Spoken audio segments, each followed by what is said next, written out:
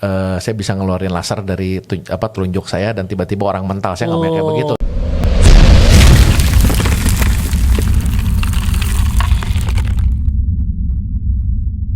Salam bela diri, kembali lagi bersama saya Ricky Muhtar dan saya kedatangan tamu yang sangat spesial khususnya bagi diri saya sendiri. Beliau adalah salah satu master Aikido di Indonesia yang beraliran Yoshinkan. Nah, siapakah dia? Kita sambut saja Sensei Mark Hadiarja. Halo, apa kabar semuanya? Apa kabar Ki? Baik, Sensei. Kayaknya udah lama banget kita nggak ketemu, Sensei. Udah lama banget ya, berapa tahun tuh sekarang kita. Sejak pandemi lagi ya. Sejak pandemi udah mau latihan kayaknya susah banget ya. Susah. Karena banyak kondisi. Semoga pandemi tetap cepat usai ya. Amin. Nah, Sensei, kita mau bicara Aikido nih. Aikido ini kalau di Indonesia ini kan mostly kebanyakan taunya perguruan yang Aikikai namanya. Nah, jarang sekali mendengar perguruan atau aliran Yoshinkan. Nah, Sensei kan selaku mungkin head instruktur Indonesia Aikido Sudokan Indonesia ya, betul ya Sensei? Betul. Nah, boleh diceritakan nggak kenapa Yoshinkan dan bagaimana masuk ke Indonesia pada saat itu? Jadi mungkin saya cerita dulu perjalanan saya sendiri dulu Ki ya. Jadi dulu ini saya pernah main basket cukup serius lah. Ya waktu SMP itu hampir sampai ke junior Jabar kurang lebih ya waktu itu. Terus ada kesempatan SMA ke luar negeri, kuliah ke Melbourne. Nah di Melbourne juga masih main basket sebenarnya. Nah waktu main basket untuk ukuran saya di Australia itu ukurannya kecil dibandingin orang-orang Australia. Padahal segede gini gitu kan. Nah jadi pada saat main basket kadang suka cheating, pegang tangan, pegang baju, pegang ini segala macam ya, bulenya pasti marah lah. Nah pada saat marah kadang mereka suka ngajak berantem, tapi karena pada saat itu geng Vietnamnya ngeriin di Melbourne. Jadi mereka nyangka pokoknya semua Asia tuh apalagi yang sipit pasti itu Vietnam gitu kan. Jadi mereka nggak berani apa-apa. Cuman saya mikir, aduh kalau saya ketemu bule lagi yang gila, apa kabar kita ya gitu kan, yang kecil ini gitu. Nah di situ saya bikin keputusan saya pengen nyari bela diri. Nah kebetulan di kampus saya sekolah di Monash University di Caulfield itu ada bela diri yang kasih tahu sahabat saya waktu itu. Dia bilang, Mak, ini ada bela diri nih. Terus saya bilang, bela dirinya apa? Aikido. Aikido itu apa? Saya bilang. Saya nggak mau bela diri yang dimana saya bisa ngeluarin laser dari telunjuk saya dan tiba-tiba orang mental. Saya nggak mau kayak begitu. Saya bilang. Itu magic ya. saya nggak mau bela diri yang seperti itu gitu kan.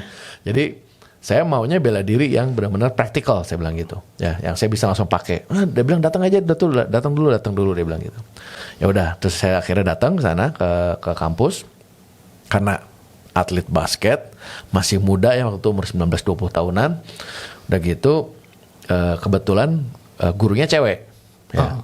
Tanpa merendahkan cewek nih ya, tapi waktu itu karena cewek atlet kita muda gitu kan. Udah gitu tiba-tiba lagi latihan gurunya ngomong gini, coba pukul saya sekuat tenaga. Dia bilang, men lu gak salah. Dan ceweknya ini bukan yang cewek kayak cowok, enggak, cewek aja bentuknya, cewek gimana kecil gitu kan, feminin cantik banget lah ya. Feminin banget. Dia bilang, men gak salah gitu kan gitu. Udah gitu dia bilang, ya pukul aja sekuat tenaga. Ya karena pikir oke, gue mau latihan. Saya pukul sekuat tenaga, tahu-tahu saya udah di lantai. Kita kan nggak ngerti kan pada saat itu, kaget itu teknik apaan gitu kan. Terus bangun lagi bingung kan. Udah gitu saya tanya lagi, boleh nggak saya coba sekali lagi? Saya bilang. Di otak tuh udah mikir, gue akan pukul lebih keras lagi gitu. Saya pukul lebih keras lagi di lantai lagi Ki. Dan di situ saya udah I got hooked. Ya, nggak mau nyari bela diri lain lagi. Itu hari pertama. Karena ternyata sesudah itu namanya Sensei Faith. Jadi waktu saya pertama kali ketemu Sensei Faith juga impression ke saya adalah pertama kali adalah gila nih kalau bahasa Sunda mah ini jelema polontong bisa nih, sombong banget gitu ya. Karena kembali lagi ya muda, laki gitu kan dan sebagainya. Nah, ke minggu depannya latihan lagi. Waktu itu yang datang Sensei Joe Tambu. Nah, di situ lebih impresif lagi karena tinggi saya 175 lah ya. Ya ukuran Australia itu kecil. Nah Sensei Joe Tambu itu kalau nggak salah 160 ya, 163 antara 160 sampai 165 lah. Jadi lebih pendek dibandingin saya gitu kan. Dan kalau udah berdiri di samping saya dianya kelihatan pendek gitu kan. Nah jadi saya pikir nggak salah nih ini gurunya gitu kan, dibilangin oh ini masternya gitu kan. Nah begitu latihan lebih impresif lagi ya, sejak itu yang tadinya latihan cuman sekali seminggu jadi 2 kali seminggu, latihan jadi 4 kali seminggu di dojo yang berbeda, jadi 2 kali seminggu di kampus, 2 kali seminggu deket dojo deket rumah saya, terus 2 kali seminggu juga latihan di dojo pusat yang dimana Sensei Jo ngajar. Itu ceritanya ya. Jadi berkesan banget ya. Berkesan banget, itu tahun 97. Dan itu terbukti ya, dalam artian karena kalau kita melihat ya, kadang-kadang kalau kita lihat di luar sana ada yang mengatakan bahwa Aikido itu is fake lah, nggak aplikatif lah. Ini ngerasain sendiri gitu. Pada saat itu impressionnya seperti itu ya, untuk orang awam yang nggak ngerti apa-apa pada saat itu gitu kan. Karena waktu itu dia cuma ngomong pukul saya sekuat tenaga. Ya kita namanya laki-laki ego masih muda, gua pukul juga loh. Tahu-tahu muka udah di lantai kan. Pada saat itu nggak bisa dijelasin gitu kan. Nah anyway 97 terus udah gitu lulus kuliah 99, beres balik lagi ke Indonesia tuh 2001 awal. 2001 awal. Udah gitu pada saat itu pulang ke Bandung karena kebetulan saya asli dari Bandung. Pulang ke Bandung cari-cari dojo, ketemulah ada waktu itu latihan Aikido, kebetulan alirannya Aikikai. Karena waktu itu saya latihan sama mereka, kalau di Bandung di Gor Pajajaran ya. Cuman kurang sreg. Ya, cara latihannya menurut saya terlalu informal. Sedangkan di Australia itu kita terbiasa tuh kalau kita duduk seiza yang duduk pakai lutut. Kalau misalnya selama 3 jam nggak disuruh berdiri ya kita nggak ada yang berdiri. Seiza terus walaupun walaupun kaki udah kayak mau potong ya. Dan kalau misalnya kita lagi latihan walaupun napas udah pendek kayaknya udah nggak bisa napas lagi, kalau gurunya nggak ngomong berhenti ya kita nggak akan berhenti. Itu gitu.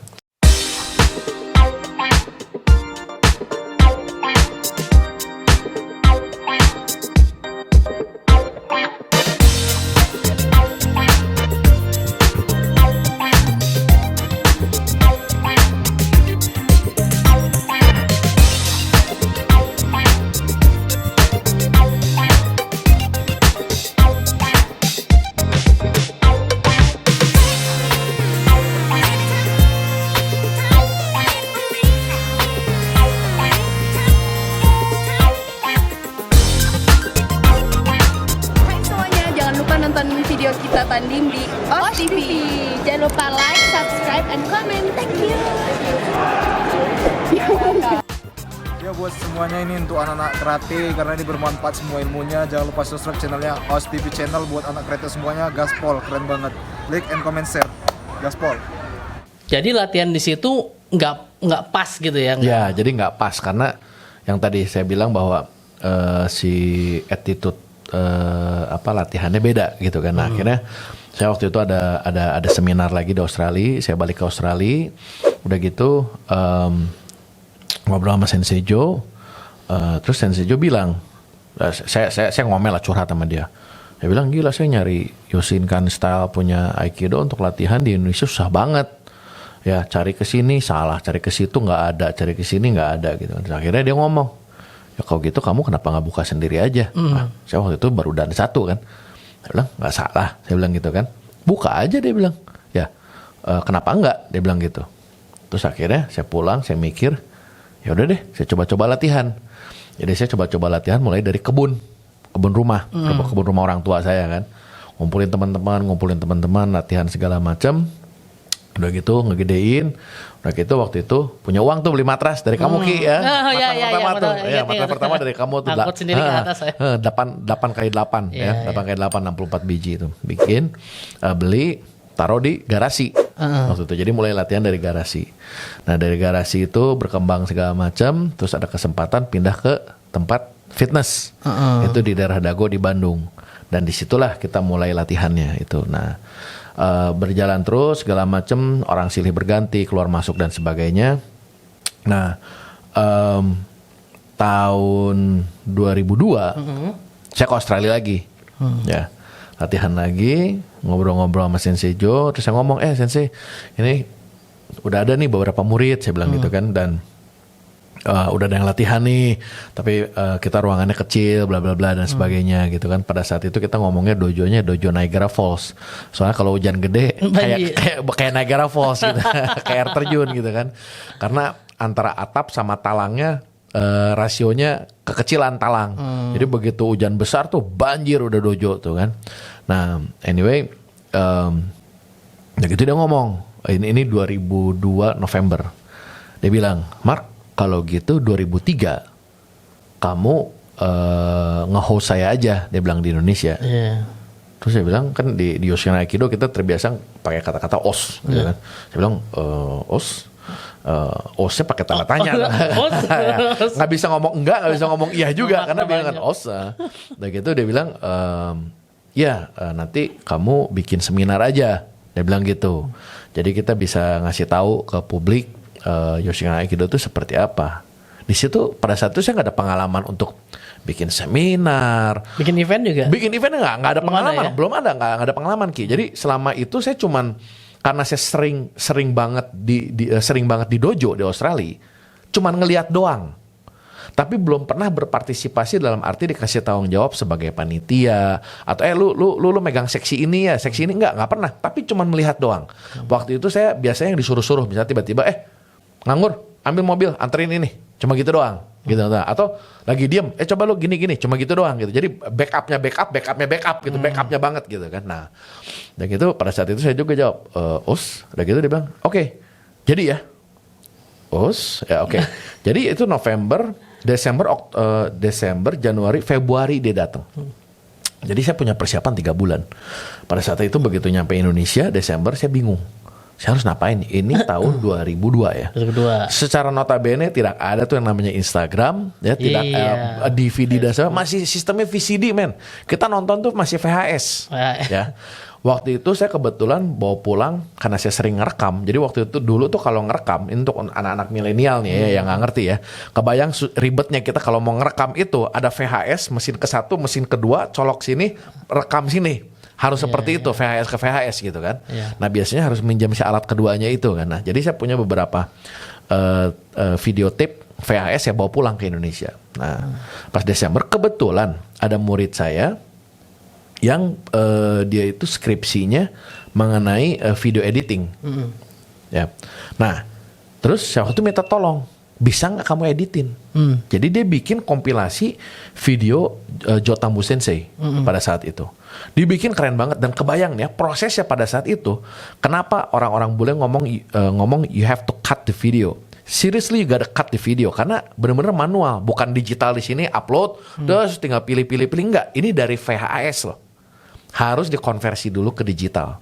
Pada saat itu dan analog ke digital dan pada saat itu ngekonversi itu nggak semudah sekarang ya pada saat itu gitu kan. Anyway, dan dia berhasil. Itu video kurang lebih durasi kalau nggak salah 35 menitan, 35 menit lah kurang lebih. Nah, pada saat itu saya bawa itu VCD keliling ke Jakarta, ngunjungin semua dojo Aikido di Jakarta dan Bandung.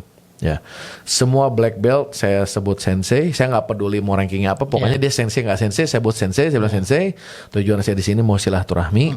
Saya ingin berkenalan dengan semua orang. Saya mau bawa sensei saya ke sini ke Indonesia. Namanya Jotambu. Ini videonya. Saya kasih lihat. Cuman gitu doang. Keliling, saya terus keliling Bandung, Jakarta. Anyway, 2003 akhirnya nyampe Februari itu event pertama kita di Hotel Indonesia. Pada saat itu masih Hotel Indonesia ya, belum diruntuhin. Nah, datang. Dan kita kagetnya juga di Jakarta ada 100 orang di matras dan di Bandung ada 100 orang di matras. Banyak juga ya untuk masa itu ya. Banyak banget pada saat itu ya. Dan waktu itu Sensei Jo juga kaget. Sensei Jo bisik-bisik ke saya. Ini murid kamu semua?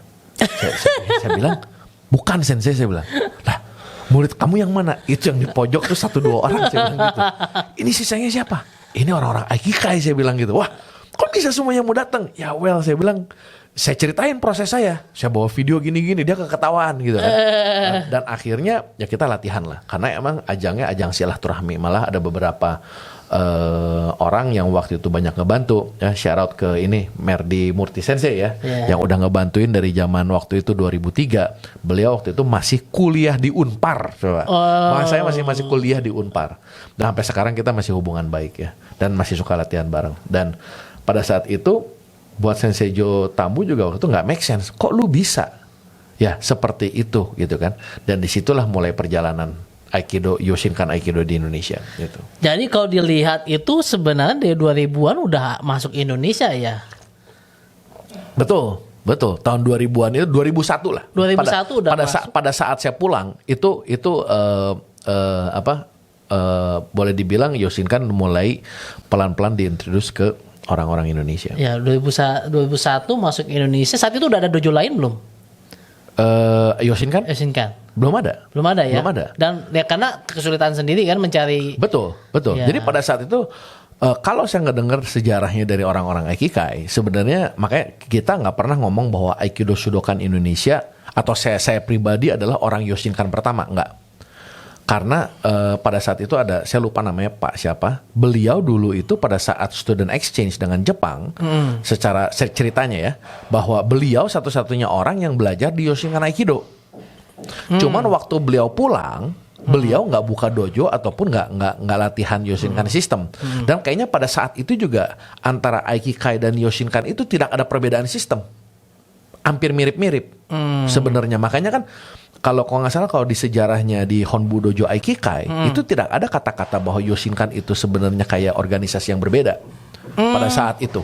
Masih satu ya. Masih satu. Ya jadi ibaratnya gini Ki, kamu latihan nama Aikido Shodokan Indonesia terus kamu buka dojo sendiri. Kamu sebutnya Dojo Riki. Kita nggak menganggap kamu di luar Aikido Shodokan Indonesia. You still part of us, cuma nama dojonya beda. Iya. Ya, pada saat itu seperti itu Ki. Gitu. Nah cuman saya nggak tahu tahun berapa kan sedikit berbeda tuh. Kayaknya kalau saya dengar sejarahnya mulai berubah itu pada saat Yoshinkan Aikido dapat kontrak untuk mengajar polisi anti huru-hara Di Jepang. di Jepang. Oke. Ya. Yang dimana pada saat itu kan pola pengajarannya gitu, senseinya datang ke depan, kasih lihat beberapa teknik, terus mereka ngomong ulang aja sampai bisa. Ulang terus Sampai bisa. ya. Pada saat itu seperti itu. Oke. Nah tiba-tiba waktu itu yang harus ngurus polisi anti huru-hara Tokyo itu Inoue Sensei yang biasanya satu dojo mungkin latihan 15 sampai 20 orang, tiba-tiba ngajar polisi ratusan orang. Uset. Nggak mungkin kan kita tiba-tiba ngasih lihat satu teknik, oh begini, coba lakuin aja. Itu ratusan orang juga bingung kali. Nah, di sebelah dia, ini menurut cerita Inoue Sensei, di sebelah dia ada latihan karate, latihan kata Ki. Ya, jadi di situ berdasarkan aba-aba, ich, ni, san, nggak dihitung, nggak gerak. Oh.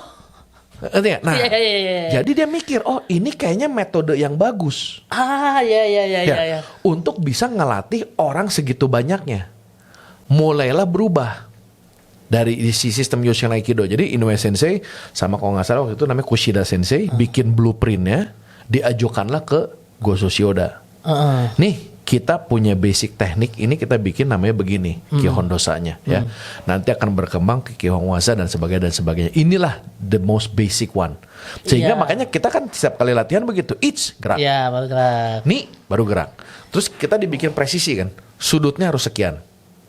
Kalau kita bergerak misalnya kakinya berputarnya sekian derajat dan sebagainya. Karena salah satunya itu. Iya. Sehingga pada saat kita ngajar ratusan orang, kita ngomong misalnya sudutnya 180 derajat. Ada yang melenceng dikit kelihatan tuh. Iya, salah. betul. Itu salah. Itu sejarahnya. Itu pantas saya pernah baca di artikel. Jadi dulu itu katanya mau muternya berapa derajat terserah. Betul, terserah Tapi banget. begitu latihannya banyak, itu semakin kelihatan dan perlu distandarisasi kan. Betul. Nah, disitulah Yoshinkan melenceng tuh. Sebenarnya keluar jalur. Ya, Iya. karena kebutuhan untuk melatih polisi anti huru-hara. Tapi malah tercipta sebuah blueprint yang luar biasa, malah jadi pakem ya. Betul, menjadi pakem sekarang. Sebenarnya jadi kalau pengalaman saya untuk ngajar